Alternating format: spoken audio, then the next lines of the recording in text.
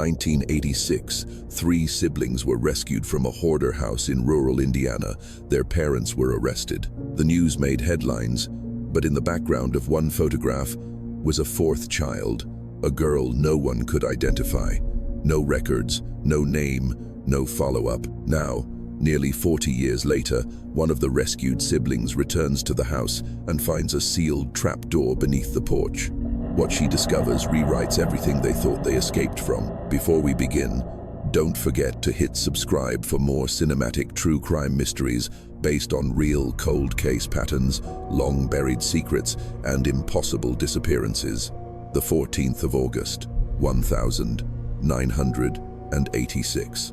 Location, Floyd County, Indiana. In this prologue, we open on a small-town newspaper office as an intern loads developed photos from a crime scene onto a light board. One image shows the rescue of the three Dawson children from a collapsing trash-filled farmhouse. But in the back, near the porch steps, a fourth child is visible, half-shadowed, barefoot, her face partially turned toward the camera.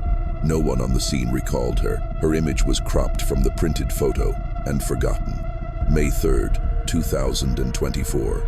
Location, Floyd County, Indiana. The rental car crunched up the gravel drive like it remembered the weight of tragedy. Tall grass swallowed the path on both sides, green and overgrown, wrapping around the tires as if trying to pull the vehicle back. May Dawson hadn't seen the house since she was 8 years old, but it still stood at the end of the drive, sagging under the weight of time and rot. The Dawson house. That's what the newspapers called it in 1986, back when everything fell apart. Now, nearly 40 years later, the only sound was the whine of Sika's and the crackling of her nerves. She parked under the rusted remains of what used to be the carport. The boards had buckled. The tin roof slumped in the middle like a broken spine. The house beyond was 2 stories of peeling paint, busted gutters, and sun-bleached windows. It looked exactly like it should, haunted. May stepped out, gravel crunching beneath her flats. She wore black slacks, a loose cotton shirt, and a messenger bag slung over one shoulder.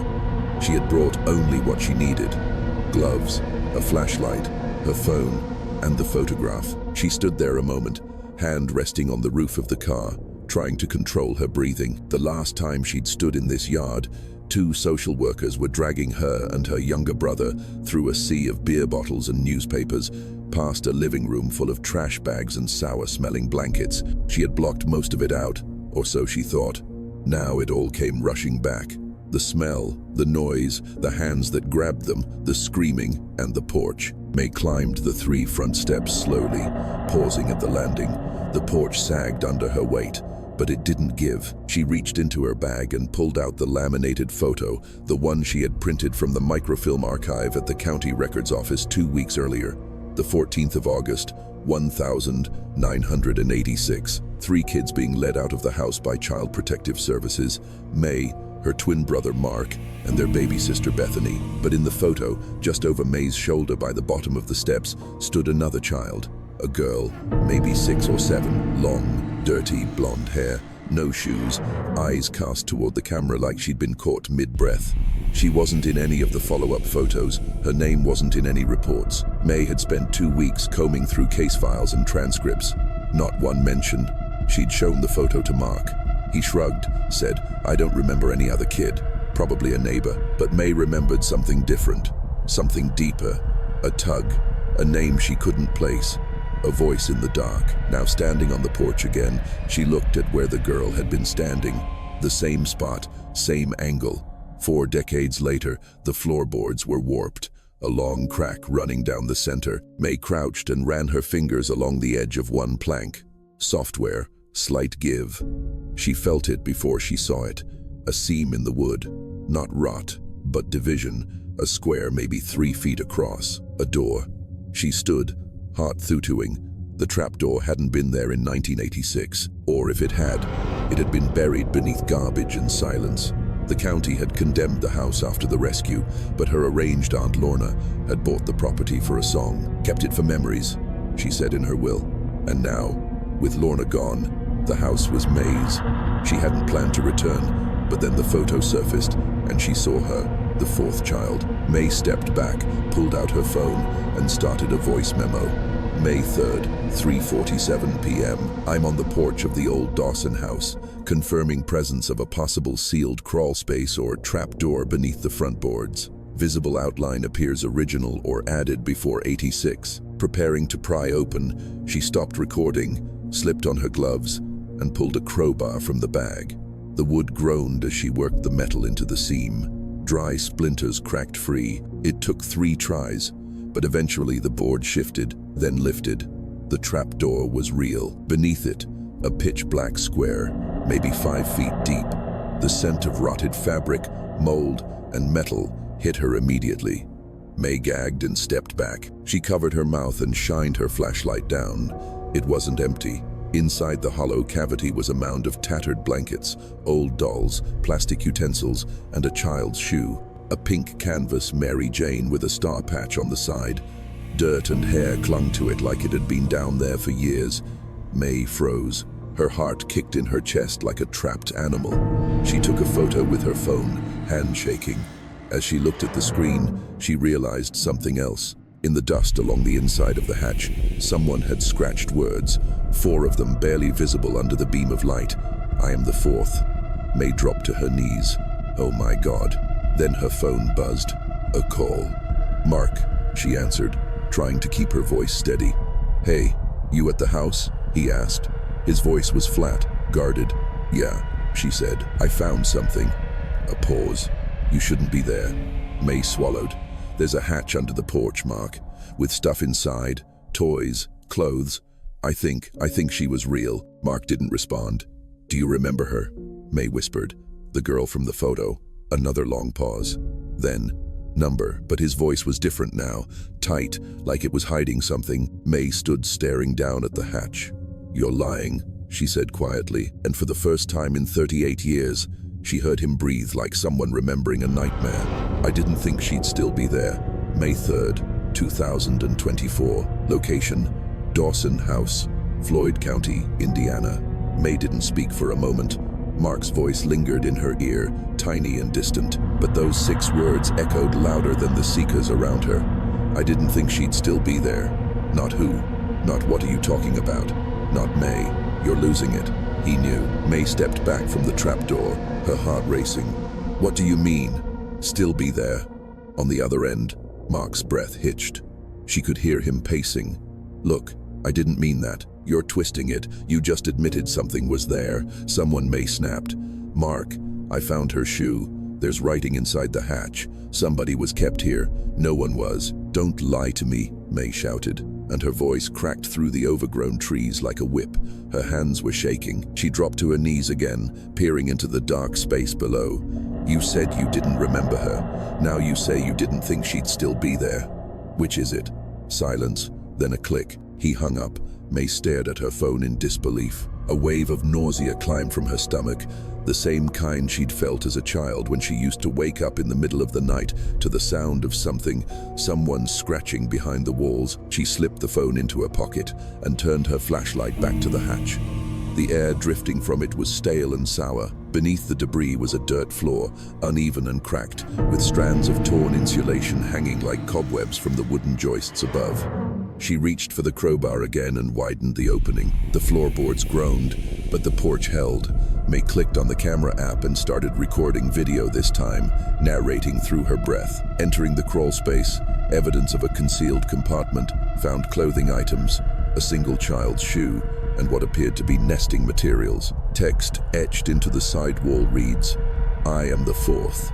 Beginning descent." She lowered 1 foot onto a crossbeam, then slowly climbed down into the space, knees bent, flashlight clenched between her teeth. The space was narrow, claustrophobic. Her head barely cleared the joists above. She crouched low, scanning the corner where the shoe had been.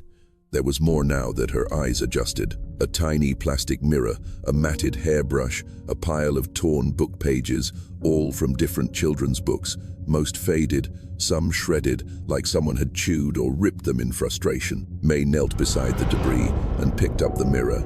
Its back was cracked, the glass smudged and cloudy, but when she tilted it, a faint shape appeared in the reflection, a faint outline on the wall behind her. She turned. There was something carved into the wood support beam, deep and jagged, as if done by a shaking hand. Not words this time, a drawing, 4 stick figures, 3 with X's over their heads, 1 left untouched. The untouched figure had long hair and a circle around it. May stared, her throat tightened, a noise behind her, creaking. May scrambled up and turned off her flashlight. She held her breath. Silence. Then another noise. Closer, she reached for her phone, but before she could dial, a voice called from above. Distant, cracking like it came through a blown-out speaker. "Hello?" May froze. Another voice followed. Sharper. "We're with the sheriff's department. Step out onto the porch." She blinked.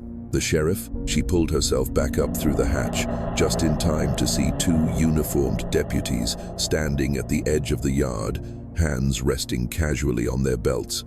A white patrol truck idled behind them. "Miss Dawson?" one asked, spotting her rising from the porch shadows. "We received a report. Neighbor said someone was breaking into the house." May exhaled hard, the adrenaline catching up to her. I wasn't breaking in. I own the house." One of the deputies, a tall man with thinning hair, climbed the steps and looked at the partially pried open hatch. "Looks like you were prying something open." "It's mine," May said. "The house. My aunt left it to me. I've got the documents in my bag." He nodded, unconvinced. "Mind if we take a look?" May hesitated, then gestured toward the opening. "You'll want to see this anyway." The next 30 minutes moved fast. She showed them the hatch, the shoe, the etchings. One officer took photos, while the other called it in. Soon, a detective arrived. Detective Howard, mid-negative 50 seconds, sun-weathered face, pale gray blazer over jeans. The kind of man who looked like he'd grown up in town and seen every flavor of decay. He knelt by the trapdoor and whistled. "And you say you just found this today?" "Yes. Mind if I ask what brought you back here?" May handed him the laminated photo from her bag. Howard studied it, his face tightening. This is from the 1986 rescue, isn't it?" May nodded. "She's not listed," Howard muttered, tapping the girl's image. "No name, no record of a 4th child. And you're sure this isn't some neighbor kid who wandered into the frame?" May looked him square in the eye. "Number she lived here, and someone made sure she was forgotten." Howard looked back at the house, now glowing amber in the late afternoon light. The porch boards creaked under his boots as he rose. "We're going to secure the site," he said. "Forensics will need to go over every inch. But if there's truth to this," he didn't finish because they both knew what this meant. The story they were told in 1986 was a lie. That evening, back at her motel, May sat on the edge of the bed with the photo in her hands. The television played some muted local news segment in the background, but she wasn't listening. Her phone buzzed, a message from an unknown number. "Stop digging." There was no 4th child.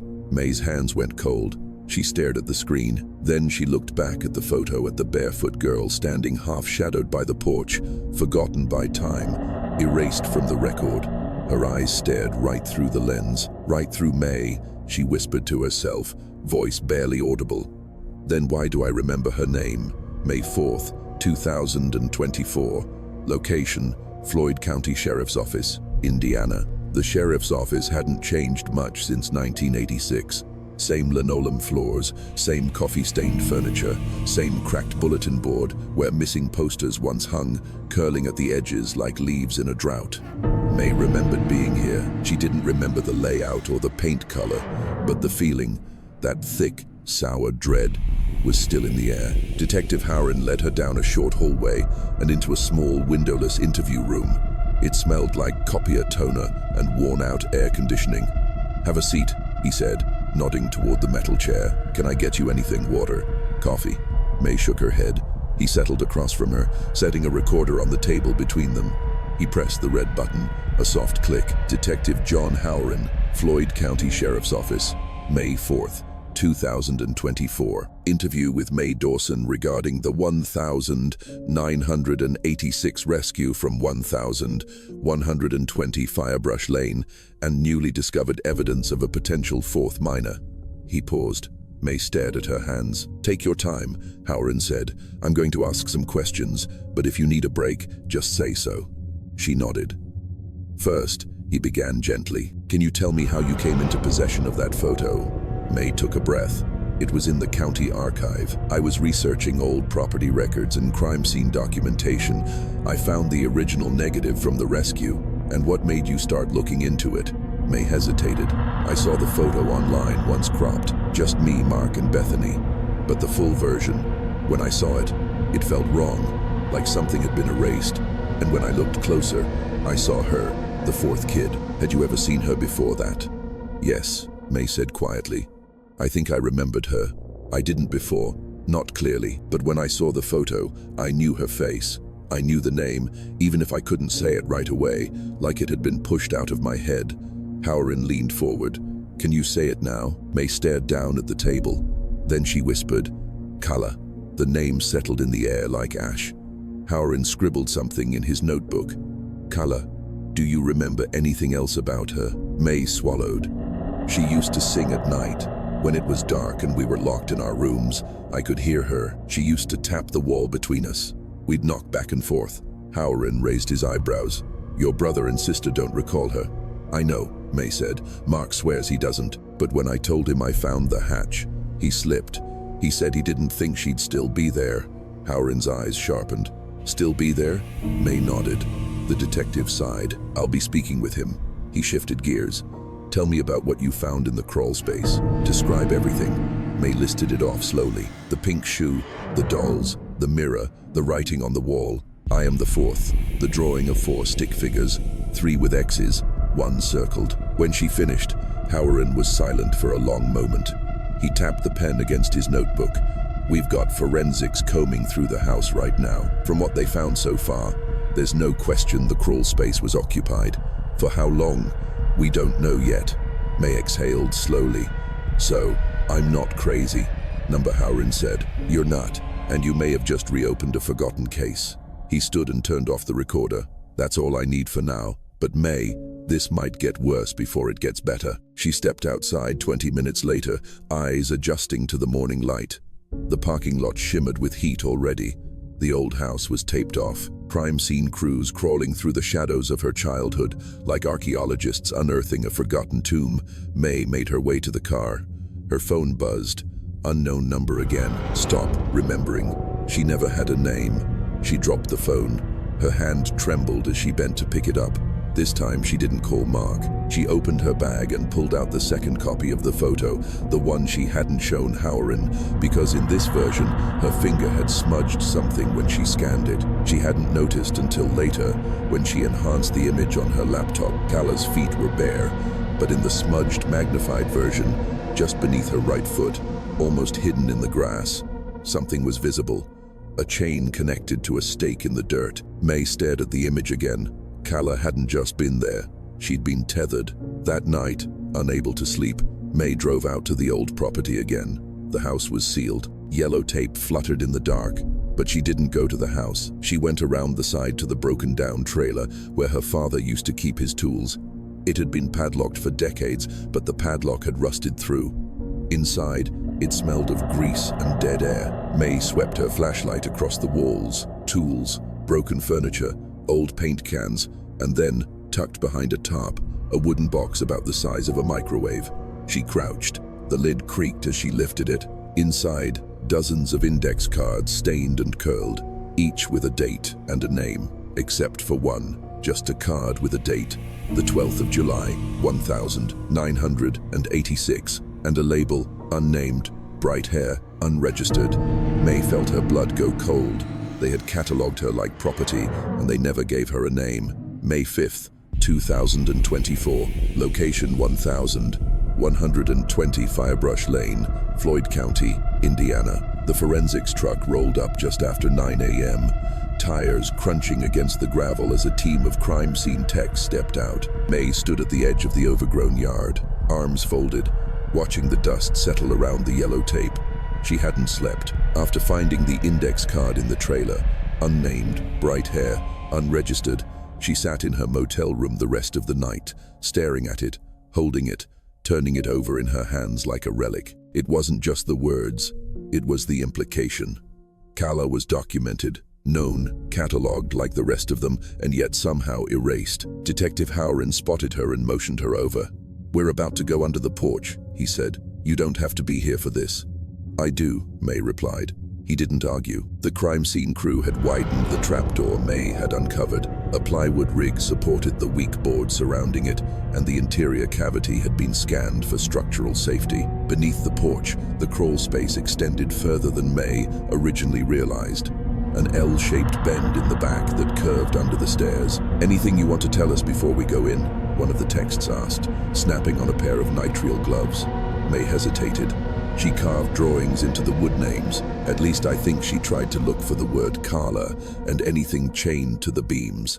The tech nodded and ducked down. May crouched nearby, watching through the open trapdoor as they swept the flashlight across the dark. Dust swirled.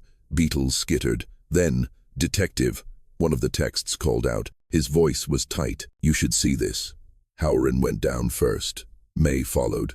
The crawl space had changed since she'd last been in it.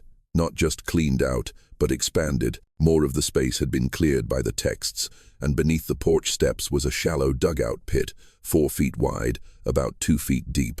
A child's mattress lay across it, molded, discolored. "Jesus," Howren muttered.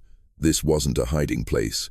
This was a room. The walls of the pit were carved with scores of deep scratch marks, not randomly, but in groups of 4, over and over again, claw-like, desperate. Above the pit, nailed into the joist, was a wooden sign, not a factory-made one, hand-carved, crooked letters, burned at the edges. "Princess Pit." May's breath hitched. The flashlight shifted. Beside the mattress, tangled in old rope and pink plastic chain links, was a pile of torn fabric, a ripped nightgown decorated with faded unicorns. Next to it sat a ceramic dish, and on that dish a shriveled, mummified bouquet of dandelions, a child's attempt at a gift. May covered her mouth. Another tech called from behind the crawlspace bend. "Detective, we found something else." May followed them around the L-curve. Her knees scraped against the packed dirt. The beam of the flashlight hit something metallic, a small ventilation grill about a foot across, embedded into the wall's support beam. Behind it was a narrow chute, impossibly small for a person, but wide enough to pass objects through. On the other side, a dark cavity. "Where does that lead?" May asked. The tech replied, "Maybe, but the house doesn't have a full basement." Howren frowned. "Not officially." One of the techs reached into the chute with a gloved hand and pulled something out. A scrap of paper folded, yellowed with age. Howren unfolded it. The handwriting was childlike, jagged, done in red crayon. "Dear May, you knocked back. Thank you. I'm still waiting. I'm still here. I'm not scared anymore." May staggered back a step. She remembered it, the knocking, the rhythm. She used to think it was mice behind the wall. Then she started knocking back. 4 taps, then 3, then 1. She used to call it the wall game. She thought it was Mark, but it wasn't. It was Carla. Later that day in Howren's office, the evidence was laid out on the table. The dish, the doll fragments, the shoe, the gown, the crayon note, the carved beam. "You said your parents were arrested for neglect," Howren said. "But no charges of abuse." May nodded. "They claimed there were only 3 children. No neighbors saw a 4th. No hospital records. No birth certificate. No foster system paperwork." May stared at the crayon note. What if they hid her before CPS ever arrived? What if she was never supposed to be found? Howren looked grim. "Then someone went to great lengths to erase her, and we have a body to find." That night, May sat in the motel tub, knees to her chest. The lights were off. Only the pale yellow glow from the parking lot outside the blinds lit the room. She listened to the sounds of dripping pipes and imagined her little sister Bethany sleeping in the room next door, unaware of any of this. May hadn't called her. Not yet. Bethany was only 4 years old when they were rescued. Her memories were a soft blur.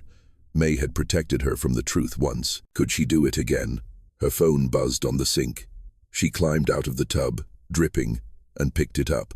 Another message. Unknown number. "Do not dig the garden." She was never planted. She was discarded. May's fingers shook.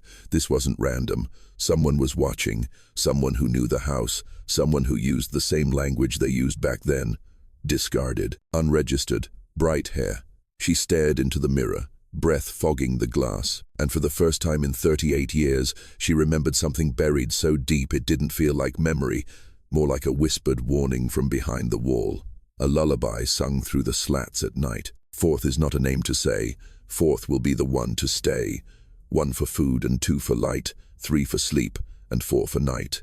May whispered the words aloud, eyes wide, heart pounding. She hadn't thought of that song in decades, but now it was back, and she knew what it meant. Kala was the 4th, and she was never meant to leave. May 6th, 2024. Location 1120 Firebrush Lane, Interior, Floyd County, Indiana. The wallpaper peeled back like old skin. May stood in what had once been the living room of the Dawson house, now a skeleton of its former self. Forensic crews had cleared out most of the rot and rubble. Boards had been stripped, carpet ripped. The house felt like an excavation site, but May wasn't looking at the floor. She was staring at the wall where the family's television used to hang. Behind the floral wallpaper, something bulged, a warped spot, subtle but unmistakable. She reached for her multi-tool and began to peel the paper away. It came loose with a slow hiss, revealing splintered wood and a small rectangular cutout. Howrin had left her alone for the day, said the house was cleared for now. But May knew better. The house hadn't given up its last secret yet. She tapped the cutout. Hollow, fingers trembling. She pried it open. Inside was a cassette tape, unlabeled, dust-covered, wedged behind the wall for decades. May sat back on her heels. This wasn't just forgotten. It had been hidden. Back at the sheriff's office, Howrin examined the tape under a desk lamp. "Where'd you find it again?" "In the wall. Living room behind the wallpaper." He turned it over. No label, no timestamp. "You sure this is from the 8 seconds?" May pointed to the casing. "That's a Fuji FXI. That specific shell design was only made between 1984 and 1987. Howrin nodded, mildly impressed. "You know your tapes." She didn't tell him she used to record lullabies for Bethany on one, or that her father used to make them listen to sermons he recorded from the radio, always over blank cassettes, always without labels. He didn't want them to know what was coming. Howrin called in a forensics technician and had the tape loaded into a refurbished player used for digitizing evidence. Static, a hiss, then a low tone, then a man's voice. Familiar, monotone. "This is documentation. Subject 4 continues to resist sleep and food conditioning. Isolation protocol resumed. Nightlight revoked. May's blood froze. Behavior inconsistent with siblings. Subject exhibits defiant traits, not suitable for transition." There was a pause, then a faint whimpering in the background. A child's voice barely audible. "Please, I'll be good." May covered her mouth. The man's voice resumed. "Begin reinforcement cycle. Repeat the rhyme." Then a chorus of 3 children chanting her and her siblings. 1 for food and 2 for light, 3 for sleep and 4 for night. The tape hissed. A faint click. The recording looped again. The tech paused the tape. Howrin stared at the device like it had grown teeth. That voice. "It's my father," May whispered. "He recorded everything. That's why he had the tapes. She stopped. Couldn't finish. Howrin stood abruptly and stepped into the hallway. May sat there shaking, staring at the tape machine. And then her phone buzzed again. Unknown number. She didn't pass the test. That's why she stayed. She didn't realize she'd begun crying until she saw the droplets hit the desk. That night, May returned to the house alone. The lock was broken now. The front door held closed with little more than a zip tie and a note. "Active investigation. Do not enter." But she didn't care. She had to find out where the voices came from. The reinforcement cycle. The conditioning. That wasn't parenting. That was programming. She walked room to room, her flashlight carving slices through the darkness. She didn't call Mark. She hadn't spoken to him in 2 days. He hadn't answered her texts, hadn't returned her voicemails. May stepped into the hallway. A breeze kissed her skin, cool, stale from somewhere below. Not the porch, not the crawl space. The floor vent beneath the hall rug. She rolled it back. There, just beside the cold air return grate, was a square metal cover sealed with screws. She ran back to her car, grabbed her tools, and returned to unscrew the panel. When she lifted it, a sour gust of air spilled upward. There was a tunnel, a man-made shaft, less than 3 feet high, wood-paneled, dry-walled, soundproof foam on the ceiling, a camera mount screwed into the corner. May crawled in. The air was thick, but the tunnel led to a small chamber beneath the floor, and inside was a metal chair bolted to the concrete, a tray beside it, a box of old vintage My Little Pony toys, all brand new, tags still on. Bribes on the far wall, a cracked mirror etched in red crayon. I am the fourth. They said I failed. I hate pink. I am not bad. May fell to her knees. The scent of old sweat and tears lingered in the drywall. This wasn't just where Kala was, it was where they broke her. When May emerged an hour later, she sat on the edge of the porch steps and watched the sky dim into dusk. A neighbor's porch light flickered on in the distance. Somewhere, a dog barked. Her phone rang. "Mark," she answered without speaking. He didn't say hello, just, "You found the room, didn't you?" May said nothing. "She never passed their test," he said. "They called her defective, disobedient, said she couldn't be reformed like we were." May's voice cracked. "We were children." "I know. Why didn't you tell me she existed?" Mark's voice cracked, too. "Because I didn't know until they took her away. They erased her, May, like she was a mistake. I was 7. I didn't understand. But I remember the day she stopped singing through the wall. They told me it was a dream." May clenched her jaw. "She was real." "I know," he whispered. "Now I remember." He hung up. May looked out across the yard, and for the first time she said her name aloud, not in fear, not in confusion, but in defiance. "Kala," and the wind answered like a whisper behind the boards. May 7th, 2024. Location 1120 Firebrush Lane, Furnace Room. The door to the furnace room hadn't been opened in decades. May stood at the edge of the rusted handle, gloves on, crowbar in hand. The hallway smelled like dust and dry rot, and even though the rest of the house had been gutted by forensics, this door was still sealed shut, not padlocked, just painted over, dozens of layers thick, as if the house itself had tried to bury it. The knob broke off when she turned it. The crowbar did the rest. The door creaked open with a noise like lungs exhaling after holding their breath too long. Inside, blackness. May stepped in slowly, flashlight shaking in her hand. The furnace room was small, no windows, cinder block walls. The air was thick and heavy with old insulation, and the faintest trace of burned rubber. The furnace itself was a beast, cast iron, hulking, long since disconnected, but it hadn't been removed. Its mouth gaped open, jagged at the edges like rusted teeth. May walked to it. Then she saw it. Nestled in the ash at the back of the chamber was a porcelain doll, scorched and cracked, one eye missing. Its head was tilted unnaturally, and its dress had mostly burned away. But what remained was clear. A name handwritten across the hemline in faded red marker. Kala May stumbled backward. The doll had never belonged to her, or to Bethany, or to Mark. Her mother had forbidden porcelain dolls. "Eyes like spies," she used to say. "They watch you. They whisper things at night. So who gave this one a name?" She sat on the back porch steps later that afternoon, the doll sealed in an evidence bag beside her, waiting for Howrin to arrive. Her hands were scraped, her face streaked with sweat and soot. He pulled up in an unmarked vehicle, got out slowly, and walked toward her with a look that said, "I believe you now." May handed him the bag. He looked at the doll, his jaw tightening. "I think they burned her things," she said, one at a time.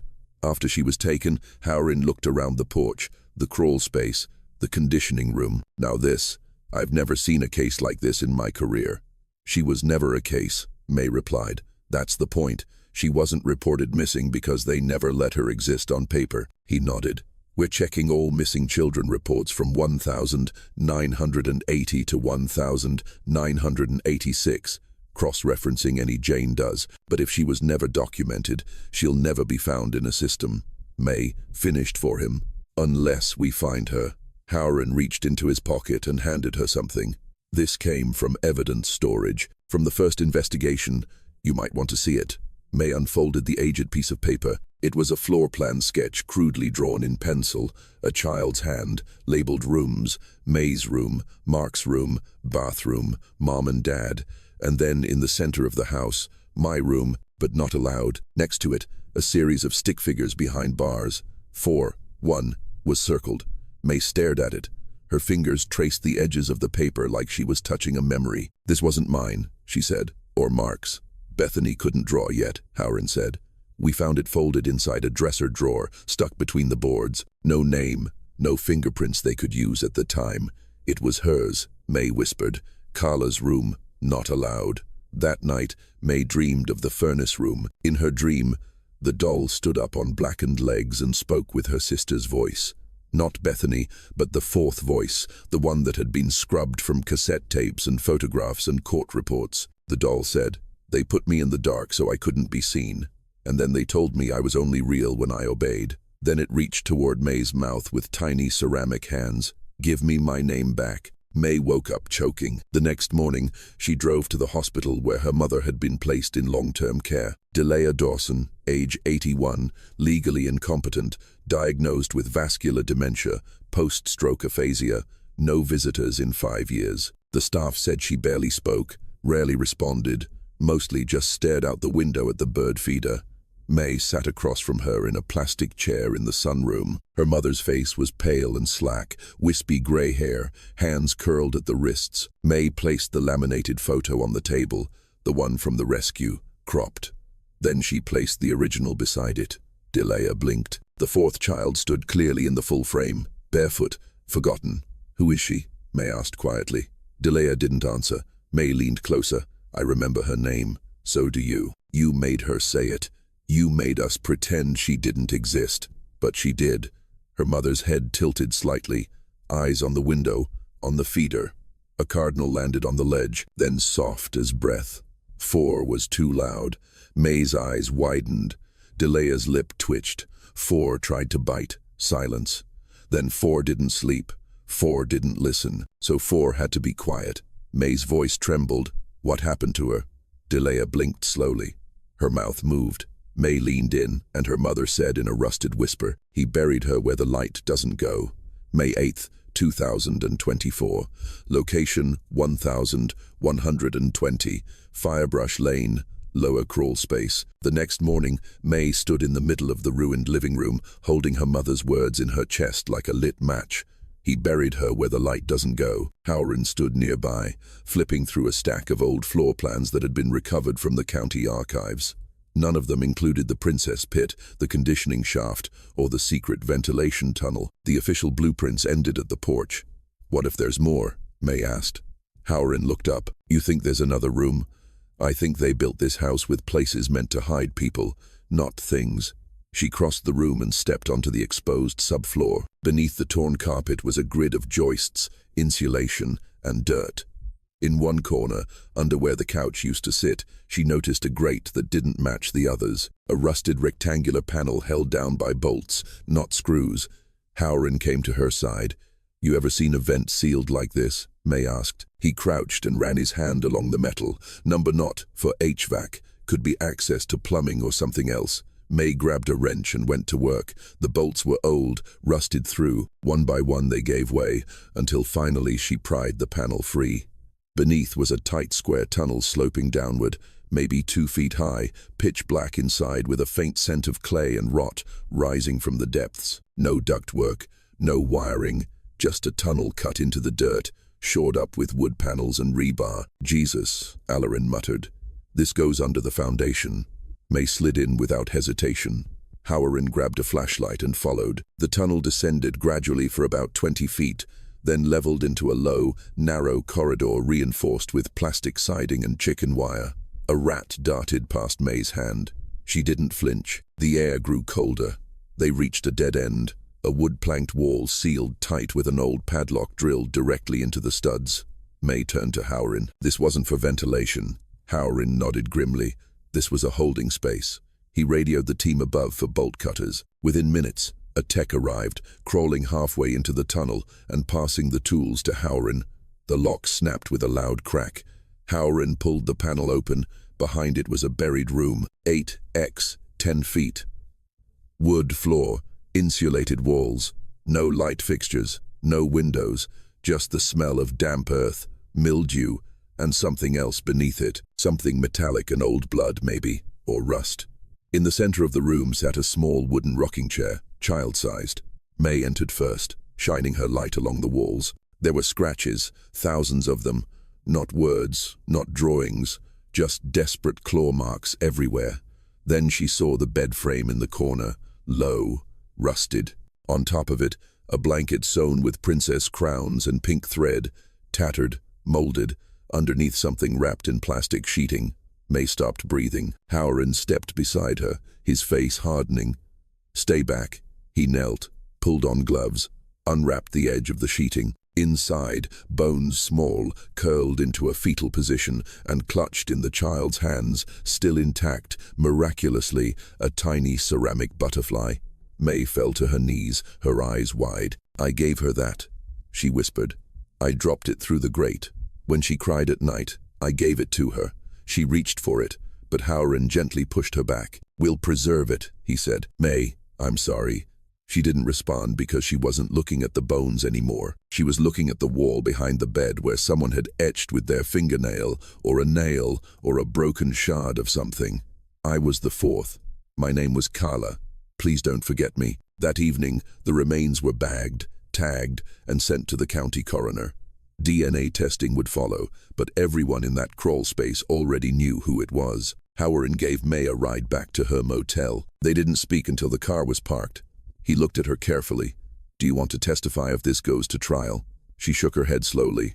"I want to bury her. I want to give her a name. I want to put a stone in the ground and mark it with her real name, not a number, not a failure." Carla Howard nodded. "You'll get that." As he started the car again, May stared out the window and whispered, "She remembered me." Back in her motel room, May sat on the bed, staring at the butterfly. The ceramic was cracked, but the paint was still bright. A blue swirl on each wing, a happy face on the center. She had made it in first grade. A Mother's Day gift, but her mother never took it, so she gave it to the girl in the wall, and Kaya had held it until the end. The phone buzzed again. "Unknown number. You dug too deep. Now the others will come." May didn't reply. She turned the phone off, walked to the bathroom, and flushed the SIM card down the toilet. Then she sat in silence, and somewhere far off in her memory, or in the echo of the bones they had just unearthed, she heard that old knock again. 4 taps, then 3, then 1. May 9th, 2024. Location: May's childhood bedroom, 1120 Firebrush Lane. May hadn't returned to her childhood bedroom since the day they were taken from the house. Back then, it had been a hoarder's nest of rotting blankets, dolls with missing eyes, and the sharp, sour scent of mold climbing up the walls like ivy. But now, with the debris cleared and the sun filtering through the cracked window, it looked almost normal. Almost. She stepped inside slowly, scanning the stripped walls, the gouged floorboards, the discolored corner where a space heater once started a small electrical fire. The built-in closet still stood, warped but intact. Inside was a shelf where May used to hide drawings she didn't want their father to find. He hated scribbles, called them rebellion. She opened the closet and knelt before the shelf. Her fingers touched something soft, wedged in the corner. A stuffed rabbit stiff with age, its eyes clouded with dust. She turned it over. Sewn into the back crudely was a patch made from pink corduroy. She tugged at the thread. It unraveled. Inside the lining was a small notebook wrapped in plastic. May stared at it, breath caught in her throat. The notebook was no bigger than a deck of cards bound with blue yarn, pages curled and stained. On the first page, in child's handwriting, "If I'm not here, I'm still here. Find the butterflies, they show the way. I am Kala. I was loved once." May's hands trembled. She flipped through the pages. They were filled with drawings, butterflies, spirals, stars, and beneath each one, a name. Not hers, not Mark's, not Bethy's, but others. Angela, pink butterfly. Tessa, green butterfly. Mira, orange spiral. Eve, double star. Me, blue butterfly. Alone. Each drawing was placed next to a number and a location beneath the stairs under the shed inside the trailer behind the wall in the furnace room. May flipped to the final page. "If I'm gone, tell them I remember." Even when they tried to take it away at the sheriff's office, she sat across from Howard, the notebook open between them. He had read every page twice. "Are these names of other children?" he asked. "I think so," May said. Kala wasn't the only one. Howard stood and paced. Why wasn't any of this in the case file? Why didn't CPS catch it? "Because they weren't looking for anyone who didn't officially exist," May answered. "They rescued 3 kids. That's what they came for." Kala was already in the crawl space. Maybe the others had already been moved, or worse. Howren ran a hand through his hair. "We need to excavate every single spot," she mentioned. May pointed to one of the drawings. "This says mirror trailer next to the fan. That's where I found the index card. There could be more in there. And the shed." May nodded. "That was always locked. We weren't allowed to go near it. Dad said it was the burn house." Howren didn't respond. He picked up the radio and called in a forensic crew. "Bring everything. And I mean everything." 3 hours later, the trailer was opened again. Inside, behind the rusted utility fan buried in a false panel, they found 3 more index cards identical to the one that read "unnamed bright hair." These read subject number 5, Tessa, too small, relocated. Subject number 7, Mira, defective, quiet room. Subject number 8, Angela, compliant, transferred. May stared at the word relocated and felt her stomach turn. Howren crouched beside the forensic tech. What the hell were they doing? May said nothing, because deep down, she already knew this wasn't just about abuse. This was a system, a selection process, and her parents hadn't been the only ones involved. That night, May sat in the motel room with a notebook spread across the bed. She'd laid out the butterfly codes. Each symbol led to a place. Each place had once hidden something or someone. She traced her fingers across Keller's entry again. "Me, blue butterfly, alone," May whispered. "You weren't alone." She looked at the entry below it. It wasn't a name, just a single sentence. There was one more, but I never saw her face. I think she lived in the wall. May froze. She turned to the photo again, the one from the rescue. Zoomed in to the left corner of the image, far behind the porch, a sliver of a second face, blurred, almost camouflaged by the siding of the house. Too small, too shadowed. But it was there. Another child. Not Kala, not May. Another girl, one who had never been seen again. May 10th, 2024. Location 1120 Firebrush Lane, West Wall. The photograph wouldn't stop burning in May's head. That blurred sliver of a face, nearly lost in the shadow of the porch column, tucked behind a rotting plank. It wasn't Kala. It wasn't anyone May could name. Yet there she was. Another child, watching. May stood in the backyard the next morning, the photo printed on glossy paper, enlarged and circled. She held it up against the siding of the west-facing wall, comparing the angles. The wood had warped over the years, but she could still make out the exact slat where the eye had appeared. 4th one down, 2 boards over from the corner. She was inside the wall, May whispered. Howren arrived minutes later, sipping his usual bitter coffee, eyes red from lack of sleep. "You really think this is another kid?" "I know it, Island." He looked at the photo again. "This shot was taken the day you 3 were pulled from the house, so either she was hiding or she was trapped." May nodded. Kala wrote about her in the notebook. She said she never saw her face, only heard her move behind the wall. Called her the one who doesn't speak. Howren stared at the sighting. "We'll get the team," he said. By afternoon, a demolition team stood along the west wall. Howren supervised, gloves on, flashlight in hand. May refused to leave. They began pulling boards one by one, carefully documenting everything. Beneath the wood siding was the insulation. Damp, moldy, nest-riddled. Then a hollow thud. One of the techs stopped, knocked again, different sound. Not drywall, not brick. A cavity. They pulled the insulation back.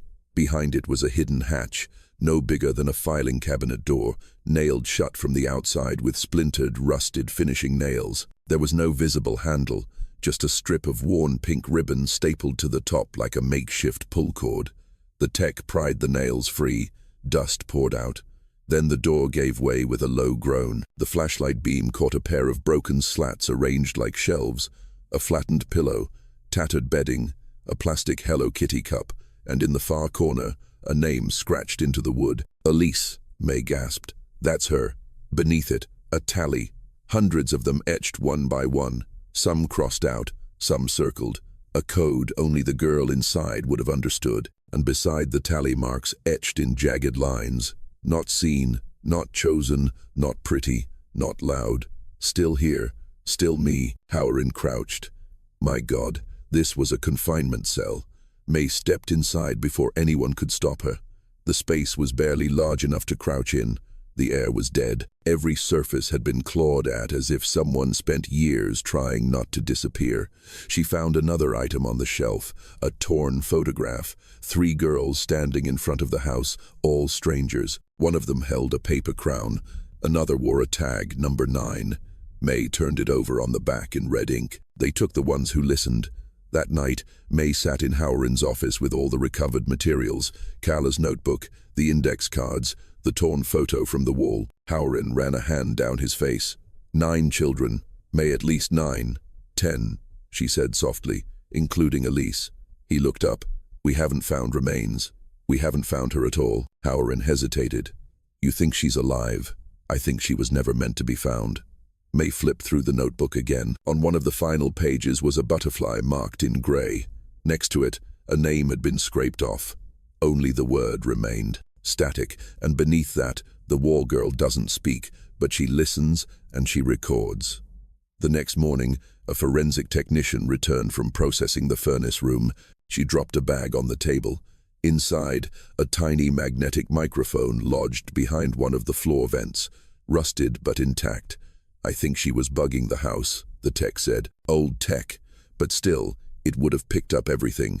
May's heart thudded. They checked the west wall, found 2 more. In Elise's hidden space beneath the floorboards was a cracked tape recorder, its wheels jammed, its plastic warped with age. Inside a cassette labeled in pencil, I am still here. May 11th, 2024. Location, Floyd County Sheriff's Office.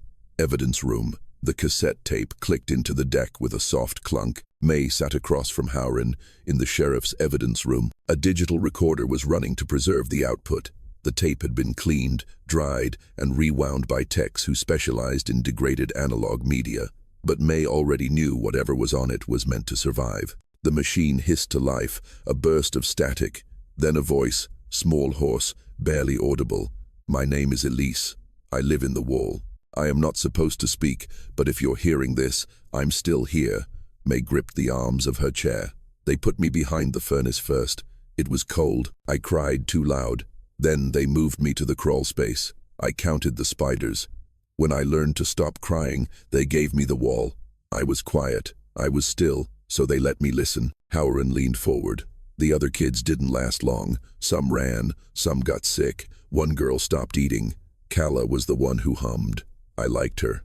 The voice paused. You could hear breath, staggered, shallow. He said I was a good ghost, a watcher, a recorder. He said if I was still enough, I'd get to stay, that the others were failures, that I was functioning static. May's blood went cold. They made me record what the others did, what they said. I had a button. If they disobeyed, I was supposed to press it. Sometimes I did, sometimes I didn't. When Carla disappeared, I stopped pressing it. Another pause, then a quiet scratching sound like someone fidgeting with the mic. This is my last tape. If they find it, I'll be gone. But maybe you'll hear me. Maybe you'll remember me. Because if I disappear and no one remembers me, then maybe I really wasn't ever real. The tape hissed. Another sound like footsteps or a door creaking. Then her voice again. Urgent now. Don't look under the back steps. That's where they bury the ones that don't listen. Look behind the tree. The one with the broken swing. That's where I saw the papers. Click. Silence. The tape ended. May stared at the machine, fists clenched. She tried to warn someone, even if it killed her. Howren nodded slowly. We need to find that tree. That afternoon, May and Howren returned to 1120 Firebrush Lane with a cadaver dog and a forensic dig team. The backyard was overgrown. Kudzu, rusted chain link, thorn bushes that hadn't been trimmed since the mid-92nd, but May saw it instantly. The tree with a broken swing, a twisted cottonwood half dead, its branches bowed like shoulders, and beneath it, a tangle of roots and overturned earth. The dog alerted within minutes. Shovels scraped down. At 2 feet, they hit a rusted lockbox. Inside were papers, yellowed, creased, and water-damaged, but readable. Howren opened the folder carefully, typed letterhead, Street Augustine Center for Behavioral Alignment, date, September 1985. Subject number 6. Elise has shown extended tolerance to long-term isolation. Receptivity to conditioning remains above threshold. Another page. Phase 3 candidates should be selected based on obedience over emotional affect. Previous failures, that is to say, Carla, demonstrate that affection is not predictive of loyalty. May stared in disbelief. This wasn't just abuse, she said quietly. It was research. Howrin flipped to the last page. A table of names. Subject number 3, May. Subject number 4, Carla. Subject number 5, Tessa. Subject number 6, Elise. Subject number 7, Mira, each followed by a final outcome. May integrated Tessa, relocated Mira quiet room, Elise retained Carla expired. The word made May recoil, expired like she was milk. That night, May sat in the motel bathtub with the water off the notebook on her knees and the tape deck on the floor. She listened again, not to Elise this time, but to the background. Between the words, between the breaths, was a faint sound. Click, or beep. May scrambled to her laptop and isolated the background audio, boosted it. It wasn't white noise, it was a keypad. She wrote it down. 4 clicks, pause, 1 click, 3 clicks, 2 clicks, a code. Back at the house, the old pantry door in the kitchen had a lock. Everyone assumed it led nowhere, but May remembered they were never allowed inside. She returned at dawn, entered the code into the digital lock installed after the fire inspection in 1985. 4,132 click. The door creaked open. Behind it, not shelves, not food, but stairs, descending into something no one knew was there. May 12th, 2024. Location, 1120, Firebrush Lane, sublevel chamber. The stairs groaned beneath May's weight. Dust thickened with every step, choking the air like ash. The light from her phone flashlight bounced off walls that weren't stone or concrete, but soundproofed foam stapled in overlapping layers, like a recording booth. The temperature dropped the deeper she went, the silence so complete, it felt like a physical thing pressing against her skin. At the bottom, the hallway turned left, then right, then stopped. May stood before a steel door bolted shut from the outside. A small circular window, wire reinforced, offered no view inside. But on the door's surface, someone had scratched 3 letters, SAC Street, Augustine Center. She turned the wheel lock. It resisted, then gave with a reluctant clang. The door opened into blackness. Her flashlight pierced the dark. The room beyond was windowless, soundless, dry. A metal chair sat in the center of the floor, bolted down with 2 cloth restraints still tied to the arms. Nearby, a desk. On top of it, a Realtor recorder, wires strewn like veins. May stepped forward, heart pounding. There were 7 reels, each labeled by hand. Subject number 1 removed. Subject number 2 transferred. Subject number 3 integrated. Subject number 4 expired. Subject number 5 relocated. Subject number 6 static. Subject number 7 quieted. She stared at number 6. Static. Elise. There was no player, just reels. No way to listen without processing, but beneath the reels was a clipboard. The top page was a log sheet dated between 1983 and 1986. Each entry was a session, voice conditioning, obedience trials, response to deprivation, static monitoring. At the bottom, one entry stood out. The 9th of June, 1986. Induction failure. Subject removed to wall chamber. Observation ceased. Documentation sealed. The date burned into May's mind. That was the week CPS removed her, Bethany, and Mark from the home. They never made it down here. No one did. Footsteps echoed from above. Howrin appeared in the stairwell, flashlight in hand. His breath caught as he stepped into the chamber. "What the hell is this?" he whispered. May handed him the clipboard. He scanned the entries. This is clinical. This wasn't just your parents. This was organized, and it didn't stop here." May nodded slowly. "They used our house as a trial site." Howrin stared at the chair. "Why here? Why kids?" "Because no one was looking," May said. "Because no one listens to kids, especially not kids who are already broken." He swallowed. "This is bigger than local jurisdiction." May pointed to a symbol carved into the recorder, a butterfly split in half. "Carla knew," she whispered. "So did Elise. That's why they tried to record everything." Howrin pulled out his phone and snapped photos. "We'll get this processed." chain of custody, and I'm alerting state investigators. As he moved toward the stairwell, May lingered by the chair.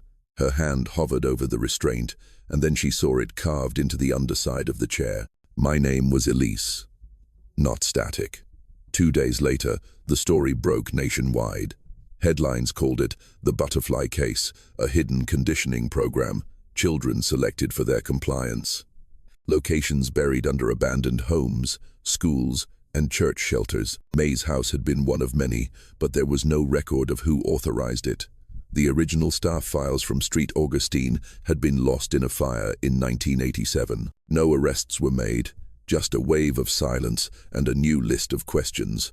On May 17th, May buried Carla. A headstone was erected at the edge of a rural cemetery beneath a weeping pine tree. Carved into it, Kayla Dawson, 1981 to 1986, she remembered. And now, so will we. Mark and Bethany came. So did Howrin. A few survivors from similar institutions attended anonymously, leaving butterflies made of folded paper beside the grave. May stayed behind after everyone left. She placed the ceramic butterfly, the one Kala had clutched, at the base of the stone. Then she turned to the small velvet box in her pocket. Inside, a tag marked number 6. She buried it next to the grave, one for Kala, one for Elise. That night, back in her apartment, May opened her laptop. She had scanned and uploaded every document, the notebook, the tapes, the log sheets. She created a folder titled Project Butterfly and set it to public. Then she sat in the dark and waited. At 2:17 a.m., a message pinged. Unknown user, I was subject number 9. I remember the tree. I remember her voice. Where do we go next? May stared at the screen and typed, we dig, we name, we remember, and we never let it happen again. May 18th, 2024. Location, State Forensics Lab, Indianapolis, Indiana. The reel-to-read tape labeled subject number 6. Static took nearly 48 hours to restore. The metal casing was warped. The ribbon had fused in spots, but the data was intact inside a sterile sound lab. May and Howrin sat behind a pane of soundproof glass while technicians queued up the reel. This is the last known recording made by Elise. The tech said it's dated the 8th of June, 1986, one day before the removal. The machine clicked on, then silence, then Elise's voice, calmer than before. Older, if you're listening, I wasn't meant to survive. They gave me the wall, but I was never asleep. I saw everything. A mechanical hum filled the background, maybe the recorder, maybe something deeper. They said they were watching us from the center, a place with glass doors and no clocks. Kala said they took her there once, said a woman with red hair made her choose between a doll and a wire. She chose the doll, so they called her defective. May's hands clenched. I think they were studying how we broke. The ones who cried were sent to the quiet room. The ones who obeyed got names. Kala tried to help me. She left notes through the grate. She told me to hold on. The tape hissed, then continued. The last night I heard them fight, the man and the woman. He said, you let her get too close to the wall, girl. She said, they're just numbers. Then someone screamed. A door slammed. I never heard Kala again. Howrin looked sick. May said nothing. She was still listening. I stayed quiet. I pressed the button. I let them think I was still, but the last thing I recorded was someone new, a girl crying in the furnace room. She said her name was Juniper. She never got a number. May's breath caught. Howrin sat up. Juniper. They took her the morning you all were rescued. Said she didn't count. Said no one would miss her. I think they buried her under the shed. The tape clicked. Then Elise whispered one final sentence. Please don't let me be the last one remembered. May and Howrin returned to the property with a full excavation team. The shed had partially collapsed over the years. Beneath its concrete floor, ground-penetrating radar revealed disturbed soil. At 3 feet down, they found fragments of a pink rubber sandal, a lock of hair tied in yellow string, and the corner of a child's dress, faded but intact. Forensics confirmed what May already knew. Juniper had existed, even if no one ever filed her name, even if no system recorded her. She had been the 11th, the one after Elise, the one who was never supposed to be seen. On May 21st, May held a second burial. No last name, no records, no photograph, but a name carved into the new headstone, Juniper, the one they never numbered. That night, May added a new entry to the public folder. She titled it Subjects Number 1 through Number 11. Remembered. Inside, each child's name, real or chosen, was matched with their last known location, the symbol they'd left behind, and what little was known about them. Elise, Calla, Mira, Tessa, Angela, Juniper, each with a butterfly. May hit upload, then closed the laptop and walked to her window. Outside, the street was quiet, but in her hand, she still held the last note Calla had ever written. They tried to make us forget each other, but we stayed in the walls, in the noise, in the wings. May whispered it aloud, then folded the paper into a butterfly and let it drift onto the wind. The 22nd of June, 2024. Location: Butterfly Circle. National Memorial for Forgotten Children. 1 month later, on a quiet green hillside in Floyd County, a circle of smooth gray stones was arranged beneath a copper sculpture. The statue, 12 feet tall, resembled a child's hand releasing a swarm of butterflies, each one formed from salvaged metal, vent covers, old tape reels, scorched bits of ductwork recovered from condemned houses across the Midwest. At the base of the monument, a plaque read in memory of the unnamed, unnumbered, unchosen. You were not forgotten. You were not static. You were never defective. You were children, and you were loved. May stood at the edge of the circle, clutching a worn notebook in her hands. Calla's notebook. Behind her, families gathered. Some were survivors, others descendants of those who vanished. A few had driven hundreds of miles just to be there. Some held paper butterflies. Others held photographs of children whose names had never been written down. Mark and Bethany came too, standing a little apart. Bethany had started therapy. Mark was volunteering now at a missing children's nonprofit. Howard stood nearby, dressed in civilian clothes. He'd turned in his badge 3 days earlier. "They called you today," he said quietly to May. "The task force." She nodded.